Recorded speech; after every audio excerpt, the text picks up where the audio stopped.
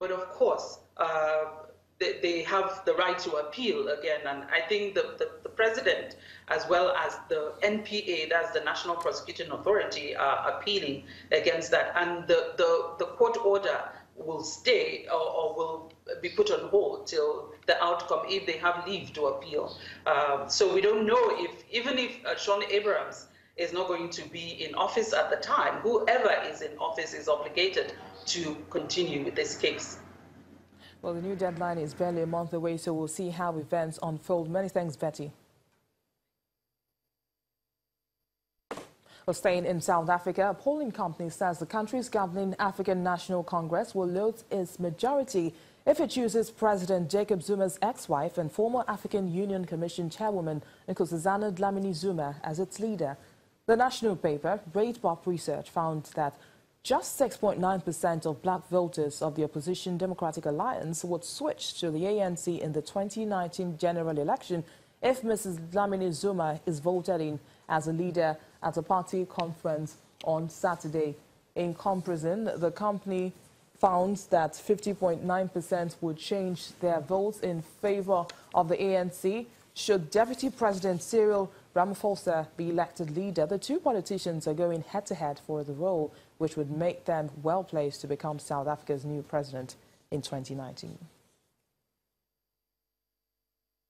Now, doctors in Uganda embarked on a strike in November to protest low salaries and lack of essential supplies. They returned to work after 3 weeks, pending a deal from the government, which they say, if not honored, will lead to another downing of tools from December the 16th. Critics say healthcare in the East African country is in a free fall as corruption and mismanagement eat up the government of President Yoweri Museveni, who has ruled for 31 years.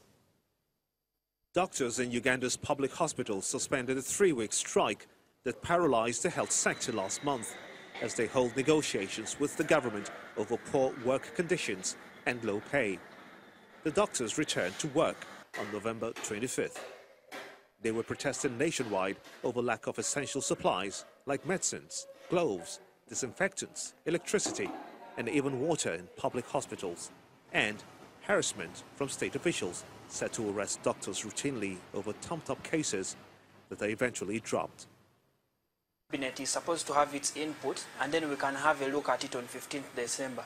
That is why when we suspended the strike, it's up to 16th until we review the document from public service, and then we see if we are happy about it, because these will be included in the next financial year.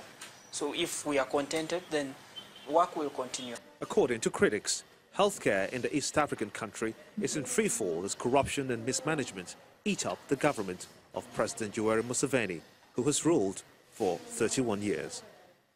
In the 2017-2018 fiscal year, for instance, Museveni, who uses a private jet and lives in a vast Chinese-built state house, was allocated 74 billion Ugandan shillings, amounting to about $20.37 million as donations.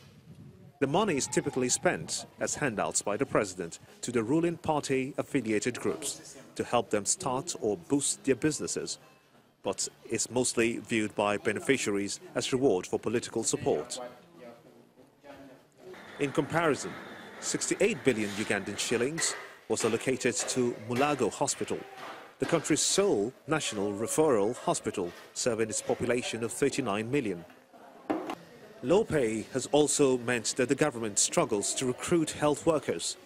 Only 51% of all designated public health staffing slots are currently filled. An entry-level doctor in public health care in Uganda earns about 1.1 million shillings. That's about $300 per month. A senior physician takes home about 3.4 million Ugandan shillings. The union wants the amount raised to 8.5 million and 45 million shillings in that order. No one is really made out to be a patient. I could also borrow. Importantly to note is that we do not take pleasure in sending people to buy these emergency equipment, supplies, medicines. We would love for a hospital to be a one-stop shop where you can get every service and no need to run around town. However, we have taken long to come out to advocate for a better healthcare system in Uganda, and it is what we are doing right now. And once fruition is reached, we will all be benefactors. The Ministry of Health has said the government is willing to raise doctors' salaries and address their other concerns, but they should be patient. Still to come on the program, dancers convened at a festival in Bamako to share ideas and history of movement from different countries around Africa. Do join us again.